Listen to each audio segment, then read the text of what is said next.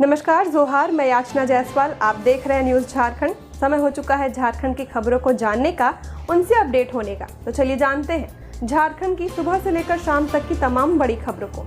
लेकिन उससे पहले यदि आप हमारे चैनल न्यूज़ झारखंड पर नए हैं तो हमारे चैनल को सब्सक्राइब करें और बेल आइकन को प्रेस करें। इससे आपको झारखंड की हर छोटी बड़ी खबर सबसे पहले मिले। तो चलिए जानते हैं झारखंड की तमाम बड़ी खबरों को।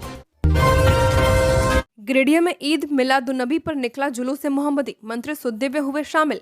जिले में ईद मिलादुन्नबी का पर्व पूरे धार्मिक उत्साह और उल्लास के साथ मनाया जा रहा है। इस अवसर पर जुलूस मोहम्मदी निकाला गया, जिसमें शहर के विभिन्न इलाकों से हजारों की संख्या में बच्चे, युवा और बुजुर्ग बड़ी संख्या में शामिल हुए हैं। इस दौरान सभी हाथों में इस्लामी झंडे, तिरंगे और बैनर लेकर धार्मिक नारे लगा रहे थे। जुलूस मोहम्मदी के जरिए मुस्लिम समुदाय के लोगों ने पूरे शहर में एकता और अमन का संदेश दिया है। झारखंड सरकार के मंत्री सुखदेव कुमार सोनू भी जुलूस मोहम्मदी में शामिल हुए और लोगों को ईद मिलादुन्नबी की बधाई दी। मौके पर उन्होंने कहा कि यह पर्व हमें आपसी भाईचारे, मोहब्बत और इंसानियत के रास्ते पर चलने की प्रेरणा देता है। इधर जुलूस को लेकर जिला प्रशासन और पुलिस की ओर से सुरक्षा के कड़े इंतजाम किए गए थे। जगह जगह पर पानी और स्वास्थ्य शिविर भी लगाए गए थे ताकि जुलूस में शामिल लोगों को किसी प्रकार की दिक्कत न हो।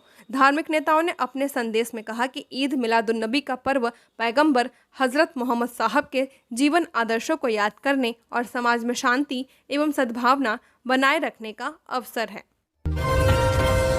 झामुमो नेता की सर्पदंश से मौत, पूर्व मंत्री सहित कई ने किया शोक व्यक्त। झारखंड मुक्ति मोर्चा के कद्दावर नेता और किसान मोर्चा के जिला अध्यक्ष सुरेश गंझू की मौत सर्पदंश से हो गई है। सुरेश गंझू चंदवा में बतौर प्रखंड अध्यक्ष भी कार्य कर चुके थे। उनके निधन पर जिला पार्टी कार्यालय में शोक की लहर है। जानकारी के अनुसार बीते बुधवार को सुरेश गंझू को एक जहरीले सांप ने डस लिया था। इसके बाद उन्हें सदर अस्पताल लतेहार में भर्ती कराया गया था। झामुमो के केंद्रीय उपाध्यक्ष पूर्व मंत्री बैजनाथ राम ने उनसे सदर अस्पताल में मुलाकात भी की थी और उनका हालचाल जाना था। हालांकि चिकित्सकों के परामर्श के बाद उन्हें बेहतर इलाज के लिए रांची के रिम्स रेफर किया गया, जहां गुरुवार की देर रात इलाज के दौरान उनकी मौत हो गई। सुरेश गंझू के निधन पर पूर्व मंत्री बैजनाथ राम सहित कई नेताओं ने शोक प्रकट किया है। बैजनाथ राम ने कहा कि झामुमो ने एक कदावर व जुझारू नेता खो दिया, जिनकी कमी सालों तक महसूस की जाएगी। वहीं झामुमो जिला अध्यक्ष लाल मोतीनाथ शाहदेव ने अपने शोक संवाद में कहा कि दिवंगत गंझू संगठन के एक समर्पित कार्यकर्ता थे। जिले में झामुमो को मजबूत बनाने में उनकी भूमिका अहम है। उनके निधन पर पूरा झामुमो परिवार दुखी है और इस विषम घड़ी में उनके परिवार के साथ खड़ा है। पाकुड़ में गौ तस्करी का खुलासा, बजरंग दल ने पकड़ी पिकअप वैन, 11 गायें सकुशल बरामद। पाकुड़ के हिरणपुर थाना क्षेत्र के सिलकुठी गांव में बजरंग दल के कार्यकर्ताओं ने गौवंश से भरे एक पिकअप वैन को पकड़ा है। वैन में करीब 11 गायों को क्रूरतापूर्वक तरीके से ले जाया जा रहा था। सूचना मिलते ही तत्काल गश्ती दल मौके पर पहुंची और वैन को जब्त कर लिया गया। सभी गायों को सुरक्षित हिरणपुर थाना लाया गया है। पुलिस ने मामले में आगे की कार्रवाई शुरू कर दी है। कोडरमा में मवेशी ढूंढने गए बस चालक की मौत, हाई टेंशन तार की अर्थिंग से लगा करंट, 3 बच्चों का इकलौता सहारा था। कोडरमा के सतगावा थाना क्षेत्र के कटिया गांव में एक दुखद घटना सामने आई है। गुरुवार की देर शाम को 35 वर्षीय बस चालक नवलेश यादव की करंट लगने से मौत हो गई। नवलेश के मवेशी कटिया के खेतों में चरने गए थे। जब देर रात तक मवेशी नहीं लौटे तो वह उन्हें खोजने निकले थे। खेतों के बीच से गुजर रहे हाई टेंशन बिजली पोल की अर्थिंग की चपेट में आने से वह गंभीर रूप से घायल हो गए। स्थानीय लोगों को घटना की जानकारी मिलते ही परिजनों के साथ मौके पर पहुंचे। नवलेश को तुरंत सामुदायिक स्वास्थ्य केंद्र सतगावा ले जाया गया। डॉक्टरों ने जांच के बाद उन्हें मृत घोषित कर दिया है। नवलेश सतगावा से बिहार जाने वाली मां जानकी बस के चालक थे। बिहार बंद के कारण गुरुवार को बस सेवा बंद थी, इसलिए वह घर पर थे। वह अपने परिवार के एकमात्र कमाने वाले सदस्य थे। उनके पीछे 2 पुत्र और एक पुत्री है। घटना के बाद से पूरे गांव में शोक का माहौल है। परिवार के सदस्य का रो रो कर बुरा हाल है। झारखंड में 8 सितंबर तक बारिश से राहत नहीं, आज भी हल्के से मध्यम दर्जे की हो सकती है बरसात। 30 से 40 किलोमीटर प्रति घंटे की रफ्तार से चलेगी हवा। झारखंड में 8 सितंबर तक बारिश होने की संभावना बनी हुई है। मौसम विभाग ने येलो अलर्ट जारी किया है। वहीं झारखंड के कई जिलों में शुक्रवार को हल्के से मध्यम दर्जे की बारिश हो सकती है। मौसम विभाग के अनुसार राज्य में अगले 5 दिनों के दौरान अधिकतम तापमान में 2 से 3 डिग्री सेल्सियस की वृद्धि हो सकती है।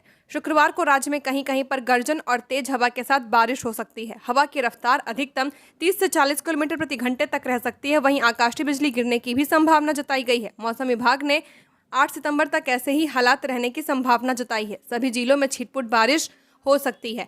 मौसम विभाग ने लोगों को आंधी और वज्रपात से बचने की सलाह दी है। कहा है कि बारिश के दौरान भीगने से बचने के लिए पेड़ के नीचे न जाएं, इससे बड़ा हादसा हो सकता है। पिछले 24 घंटे में मानसून सामान्य रहा। कई स्थानों पर गर्जन के साथ हल्के से मध्यम दर्जे की बारिश हुई है। सर्वाधिक बारिश 35.5 मिलीमीटर लातेहार में दर्ज की गई है। सबसे ज्यादा तापमान 35.3 डिग्री सेल्सियस गोड्डा में, जबकि सबसे कम न्यूनतम तापमान 20.3 डिग्री सेल्सियस लातेहार में दर्ज की गई है। पलामू को मिलेगा 14,340 मीट्रिक टन यूरिया, किसान बीज दुकानों से कर सकेंगे खरीदारी।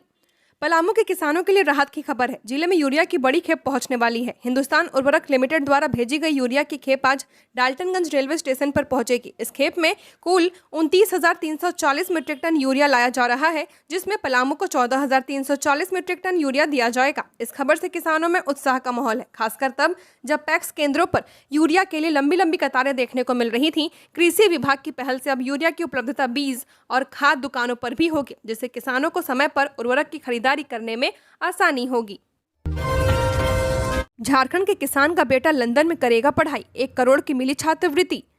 पूर्वी सिंहभूम के बोड़ाम प्रखंड के बंगोई गांव के रहने वाले शांतनु मोदक ने अपनी मेहनत और लगन से पूरे राज्य का नाम रोशन कर दिया है। शांतनु को झारखंड सरकार की तरफ से 1 करोड़ रुपए की छात्रवृत्ति मिली है, जिसके बाद अब वे लंदन में मास्टर इन बिजनेस एनालिटिक्स की पढ़ाई करेंगे। शांतनु मोदक को उनकी असाधारण प्रतिभा के कारण लंदन के प्रतिष्ठित इंपीरियल कॉलेज और वॉरविक बिजनेस स्कूल में दाखिला मिला है। शांतनु के पिता निर्मल मोदक एक साधारण किसान हैं। उन्होंने बताया कि परिवार की आर्थिक स्थिति और सीमित संसाधन होने के बावजूद उन्होंने अपने बेटे की पढ़ाई में कोई कमी नहीं होने दी। 2 बेटों और 1 बेटी की पढ़ाई का खर्च उठाना भी उनके लिए आसान नहीं था, लेकिन जब शांतनु के सपनों की बात आई तो पिता ने अपनी खेती की जमीन एक हिस्सा बेच दिया ताकि उनका बेटा पढ़ाई जारी रख सके।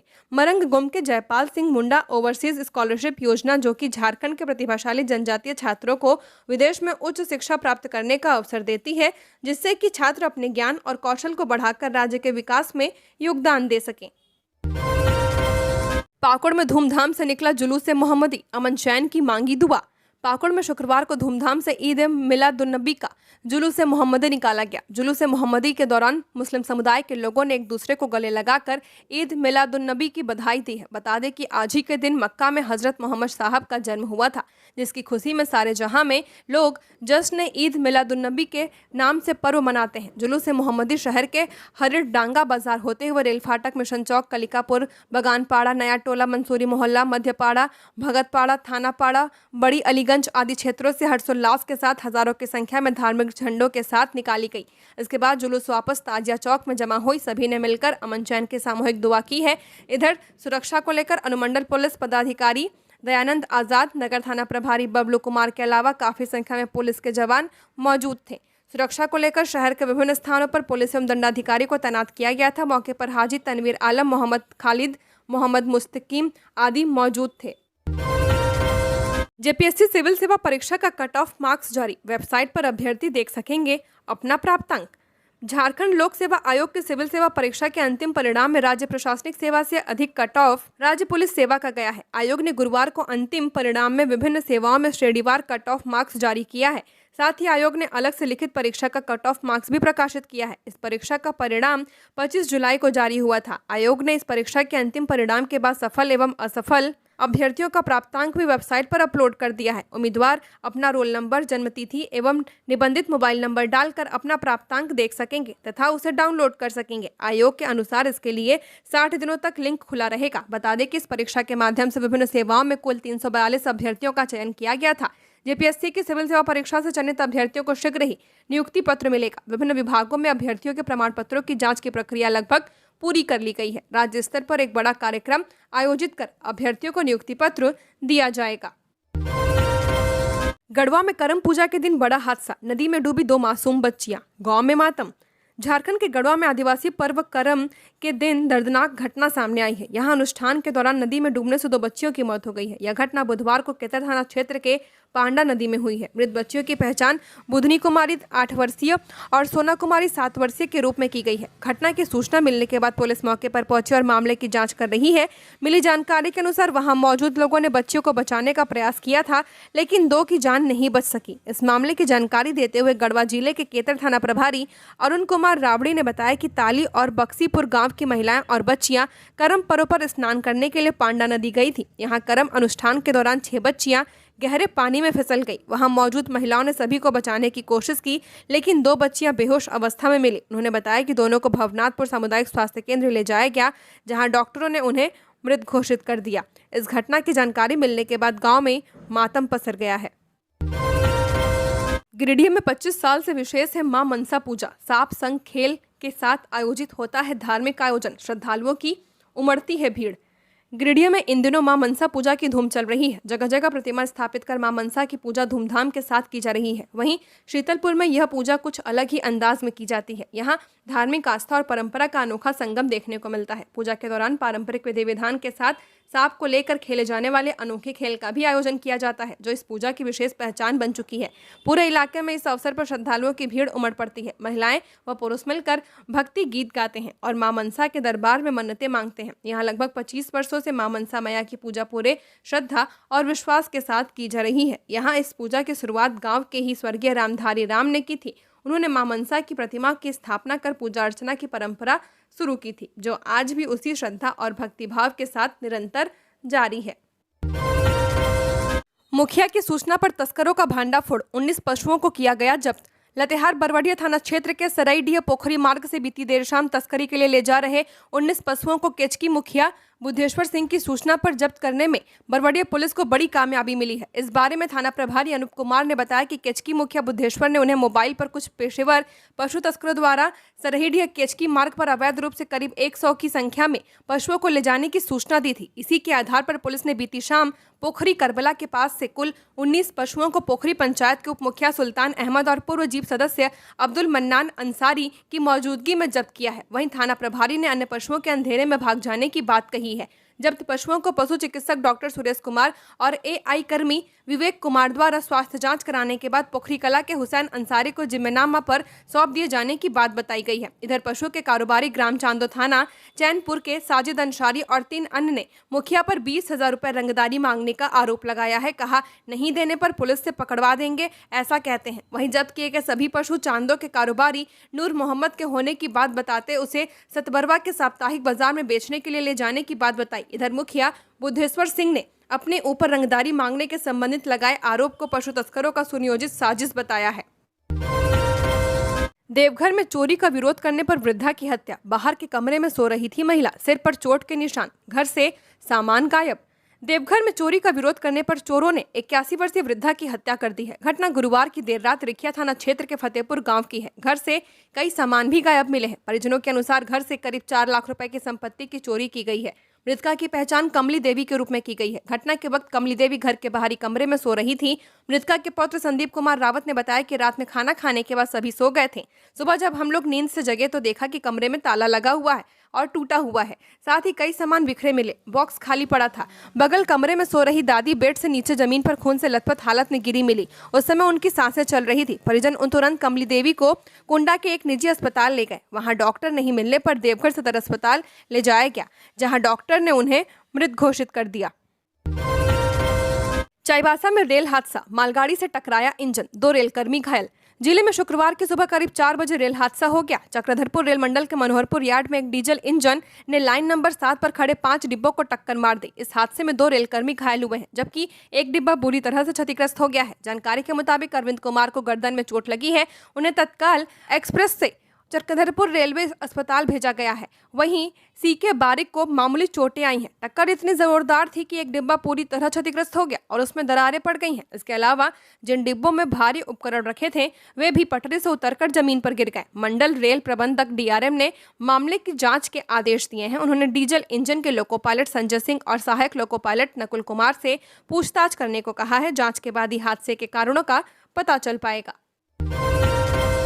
काल्पनिक मंदिर का प्रारूप बना रहा जगन्नाथ नगर दुर्गा पूजा समिति। राजधानी रांची में शारदीय नवरात्र को लेकर तैयारियां जोरों पर। राजधानी रांची में एक से बढ़कर एक पूजा पंडालों का निर्माण कराया जा रहा है। इसी क्रम में जगन्नाथ नगर सार्वजनीय दुर्गा पूजा समिति राजेंद्र भवन सेक्टर 2 इस वर्ष 61वां वर्षगांठ मनाने जा रही है। इस पूजा की शुरुआत 1965 में की गई थी। इस वर्ष समिति की ओर दुर्गा पूजा का भव्य आयोजन किया जा रहा है। मूर्तिकार जगदीश पाल भव्य मूर्ति बना रहे हैं। पुरुलिया से ढाकी आएगी। आज साज सज्जा और पंडाल साइन डेकोरेटर्स डोरंडा की ओर से किया जा रहा है। इस वर्ष समिति की तरफ से काल्पनिक मंदिर का प्रारूप बनाया जा रहा है। समिति के मीडिया प्रभारी मानस बनर्जी ने शुक्रवार को बताया बताया कि आधुनिकता के बावजूद यहाँ बंगाली परंपरागत पूजन पद्धति और भक्ति भावना का निर्वाह निष्ठा पूर्वक किया जाता है। नवपत्रिका प्रवेश से लेकर विजयादशमी तक भक्तजन देवी दुर्गा के पूजन कार्यक्रम में भाग लेकर यहाँ की शोभा बढ़ाते हैं और मनोरथ सिद्ध करते हैं।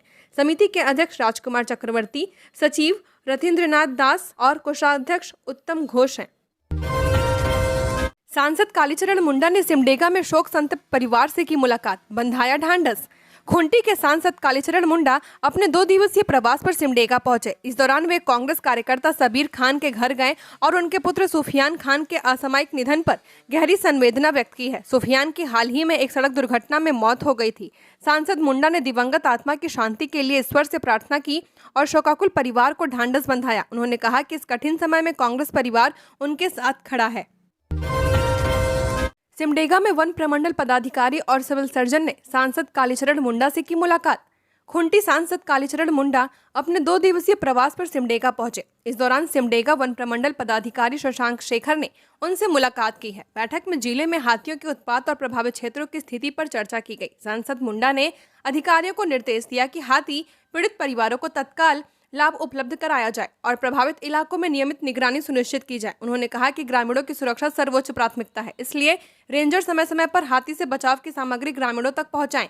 इसके अलावा सिविल सर्जन ने भी सांसद से भेंट की है। इस दौरान सांसद मुंडा ने जिले में स्वास्थ्य सेवाओं की स्थिति की जानकारी ली। उन्होंने विशेष रूप से एम्बुलेंस की उपलब्धता और उनकी कार्यस्थिति पर विस्तृत रिपोर्ट प्राप्त की है। साथ ही स्वास्थ्य विभाग द्वारा संचालित योजनाओं, चिकित्सकों एवं चिकित्सा कर्मियों की तैनाती तथा ग्रामीणों क्षेत्रों में इलाज की सुविधा की भी समीक्षा की है। 11 साल से पैरों से ब्लैकबोर्ड पर लिखकर पढ़ाते गुलशन दिव्यांग होकर भी नहीं मानी हार। शिक्षक दिवस पर चाईबासा के साहसी शिक्षक की कहानी। कहते हैं जज्बा हो तो कोई कठिनाई इंसान को रोक नहीं सकती है। इसी कहावत को सच कर दिखाया है चाईबासा के दिव्यांग गुलशन लोहर ने। उन्होंने अपनी कमजोरी को ताकत बना दिया। हाथों से असमर्थ गुलशन पैरों से लिखते हैं और पिछले 11 सालों से बच्चों को शिक्षा दे रहे हैं। MA BEd गुलशन रोजाना पैरों से ब्लैकबोर्ड पर लिखकर बच्चों को पढ़ाते हैं। वे गांव और आसपास के छोटे बच्चों के साथ साथ अपग्रेड उच्च विद्यालय बरगा में पिछले 11 सालों से पढ़ा रहे हैं। उन्हें घंटी आधारित शिक्षक जो कि मनोहरपुर के सेल चिड़िया प्रति घंटी 139 रुपए का भुगतान करती है, जहां स्कूल में प्रतिदिन करीब 4 घंटे उनको पढ़ाने का मौका मिलता है। गुलशन अपने 7 भाई बहनों में 7वें नंबर पर है। गुलशन के दोनों हाथ बचपन से ही नहीं है। गुलशन बताते हैं कि उनके जन्म के समय माता पिता नाराज हो गए थे। माँ ने तो 7 दिनों तक दूध भी नहीं पिलाया था। गाँव वालों के काफी समझाने पर माँ मानी। इसके बाद माँ ने ही उन्हें पैरों से लिखने का अभ्यास करवाया। पैर में पेंसिल फंसाकर लिखने की प्रैक्टिस करवाई। परसाबाद स्टेशन के पास रेलवे ट्रैक पर मिला शव। पोल संख्या 366/7 के पास मिला अज्ञात व्यक्ति की मिली लाश। जांच में जुटी RPF। गया धनबाद रेलखंड के परसाबाद स्टेशन के पास एक अज्ञात व्यक्ति का शव मिला है। शुक्रवार सुबह स्थानीय लोगों ने परसाबाद फाटक के पास पोल संख्या 366/7 के निकट शव को देखा। सूचना पर परसाबाद RPF की टीम पहुंची। हजारीबाग रोड के RPF प्रभारी BK राम को 6 बजे की घटना की जानकारी मिली। RPF प्रभारी ने बताया कि अभी तक यह स्पष्ट नहीं हो पाया कि व्यक्ति की मौत ट्रेन से गिरने से हुई या किसी ट्रेन के चपेट में आने से हुई। शव की पहचान अभी नहीं हो पाई है। मौके पर गांव के लोग भी इकट्ठा हुए। SNMMCH में मरीज की मौत, परिजनों ने किया हंगामा। आक्रोशितों ने बवाल के बाद कई कागजात फाड़े। चिकित्सक कर्मियों को बजाना पड़ा अलार्म। धनबाद के शहीद Nirmal Mahato medical college and hospital में गुरुवार की रात इलाज के दौरान एक महिला मरीज की मौत हो गई। परिजनों ने डॉक्टरों पर लापरवाही का आरोप लगाते हुए अस्पताल परिसर में जमकर हंगामा किया। 3 घंटे से ज्यादा देर तक चले बवाल के दौरान आक्रोशितों ने वार्ड में रखे इलाज से संबंधित कागजात को फाड़ डाला। परिजनों के उग्र होकर मारपीट के लिए दौड़ने पर चिकित्सा कर्मियों को सुरक्षा अलार्म बजाना पड़ा। अतिरिक्त सुरक्षा कर्मी इमरजेंसी में पहुंचे। उसके बाद भी परिजन हंगामा करते रहे। किसी तरह उन्हें समझाकर शांत कराया गया। जानकारी के मुताबिक गोधर नंबर 6 की रहने वाले सुरेंद्र कुमार तिवारी की 46 वर्षीय पत्नी मंजू देवी को गुरुवार सीने में दर्द और उल्टी की शिकायत होने पर दोपहर करीब 12 बजे अस्पताल लाया गया था। इमरजेंसी में देखने के बाद पास वार्ड में भर्ती कर इलाज शुरू किया गया था। परिजनों के मुताबिक इलाज के क्रम में एक इंजेक्शन दिया गया। इसके कुछ देर बाद मरीज की तबीयत अचानक बिगड़ने लगी। जब डॉक्टरों से कारण पूछा गया तो उन्होंने कोई स्पष्ट जवाब नहीं दिया। रात करीब 8 बजे महिला की मौत हो गई। इधर हंगामा शांत होने के बाद आवश्यक कार्रवाई पूरी कर परिजन शव लेकर चले गए। SNMMCH के अधीक्षक डॉक्टर दिनेश गिंदौड़िया ने बताया कि इलाज के लिए अस्पताल पहुंची महिला की स्थिति बहुत ज्यादा गंभीर थी। इसकी जानकारी परिजनों को देने के बाद इलाज शुरू किया गया था। मरीज को रेफर किया जा रहा था, पर परिजन यही इलाज कराने का अनुरोध कर रहे थे। काफी प्रयास के बाद भी उसकी जान नहीं बच सकी। डॉक्टरों पर लापरवाही का आरोप सही नहीं है।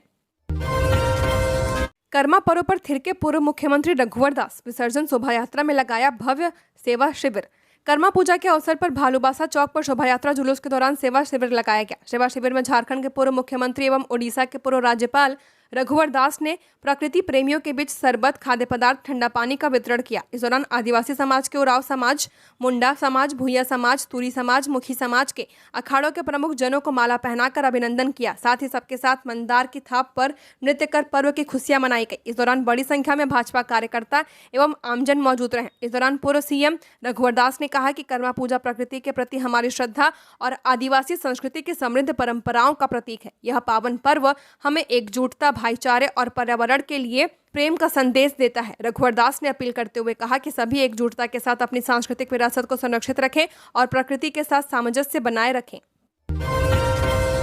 कौन बनेगा करोड़पति में पहुंची धनबाद की पूजा, संघर्ष से भरी कहानी ने जीता दिल। सोनी टीवी पर प्रसारित होने वाले लोकप्रिय क्विज शो कौन बनेगा करोड़पति में गुरुवार को कुमार धुबी की रहने वाली कुमारी पूजा ने फास्टेस्ट फिंगर फर्स्ट राउंड में सबसे तेज उत्तर देकर हॉट सीट पर स्थान प्राप्त किया। अमिताभ बच्चन के सामने बैठकर उन्होंने न केवल शानदार खेल का प्रदर्शन किया है, बल्कि अपने जीवन संघर्ष की प्रेरणादायक कहानी भी साझा की है। पूजा ने बताया कि वह एक गृहिणी है और कक्षा 1 से 8 तक के बच्चों को घर पर सभी विषयों की शिक्षा देती हैं। उनका ससुराल बिहार में है, लेकिन वर्तमान में वो अपने पति के साथ ओडिशा के बलांगीर में निवास कर रही हैं, जहां उनके पति नौकरी करते हैं। पूजा ने भूगोल विषय में एमए किया है तथा नेट परीक्षा भी उत्तीर्ण की है। उनका सपना है कि वे आगे पीएचडी करें, किंतु आर्थिक कठिनाइयों के कारण वे अब तक पंजीकरण नहीं करा पाई हैं। इस बीच उन्हें एक विद्यालय में शिक्षक के रूप में नियुक्ति मिल गई थी। खेल के दौरान पूजा ने अपने कठिन जीवन संघर्ष को साझा किया। उन्होंने बताया कि उनके पिता नशे की लत से पीड़ित थे, परंतु उनकी मां ने सामाजिक विरोध के बावजूद उन्हें स्कूल भेजा। पूजा ने 10वीं कक्षा में विद्यालय में शीर्ष स्थान प्राप्त किया, जिससे आसपास के लोगों की सोच में बदलाव आया। आगे की पढ़ाई के लिए उन्होंने शिक्षकों की सहायता ली और साथ ही परिवार को सहारा देने के लिए विद्यालय में पढ़ाना शुरू कर दिया था, लेकिन पढ़ाई कुछ समय के लिए बाधित हुई। फिर उनका लक्ष्य है वे पीएचडी पूरी करें। अपने भाई बहनों में सबसे ज़्यादा शिक्षित पूजा ने अपने साहस और संकल्प से सभी को प्रेरित किया है। धनबाद महिला मॉर्निंग वॉकर ग्रुप ने योग गुरु को किया सम्मानित। महिला मॉर्निंग वॉकर ग्रुप ने शिक्षक दिवस पर गोल्फ ग्राउंड में विशेष कार्यक्रम आयोजित किया। इस दौरान ग्रुप की महिलाओं ने अपने योग गुरु को केक कटवाकर और उपहार भेंटकर सम्मानित किया है।